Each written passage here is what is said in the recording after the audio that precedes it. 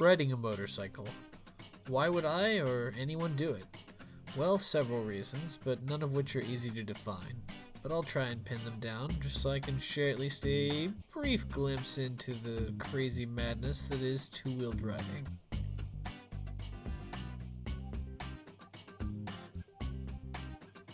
No walls, no belt, nothing holding you on but gravity and grip. Safe? Absolutely not. But what we lack in safety, we trade off for a much less definable, some would say more valuable currency. Freedom.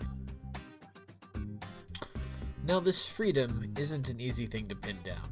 It sounds crazy, and frankly, it is. Especially for everyone who hasn't tried it. But the feeling of being out in the wind, feeling the road more closely, hugging the corners, and being out in the elements is a unique experience.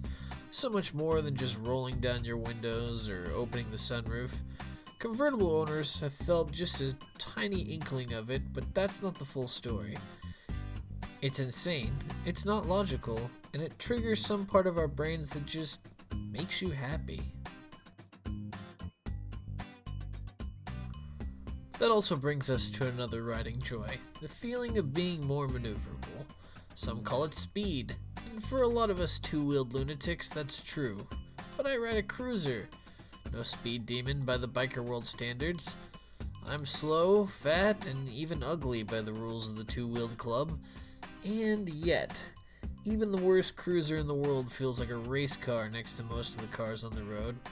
You still fit places cars wouldn't dare go in lanes of traffic. You can still slide up into parking spaces that even a tiny Italian sports car can't take with even the most strict of diets. It's an exclusive club of just little extras.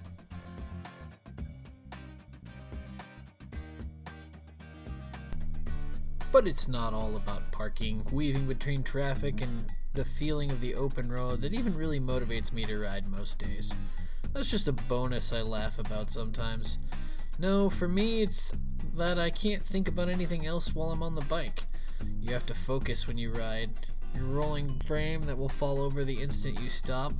The same lack of safety that makes most people never try it. It's a focal point and a skill, not to mention a medicine, or some would say a meditation. Stressed, worried, angry, sad, even just bored? Not on the bike. You have no time for that. Most motorcycles, mine included, are manual beasts, requiring you to shift gears. Combine that with watching the road, feeling the bike lean, and constantly adjusting the throttle, it's a complete form of meditation. A lot of people who ride don't know that's what it's doing for them, but they can tell you that they feel better after a ride. I for sure do. Often when I have a problem, or if I'm having a bad day, or if I'm even just stressed about a trip to the dentist, I'll ride and it'll clear my head. But it's not just the ride. That's only half of what I get out of my mental steed. No, I also love the freedom to do trips on a total whim. Gas is cheap when you have miles per gallon to spare. With a 2.5 gallon tank, I can fill it up with the finest quality the local pump has, at whatever the current insane price is, and not even feel it. Premium? Sure. Why not, when it's still less than $6 to ride? And with prices like that, you can instantly feel like you can go anywhere.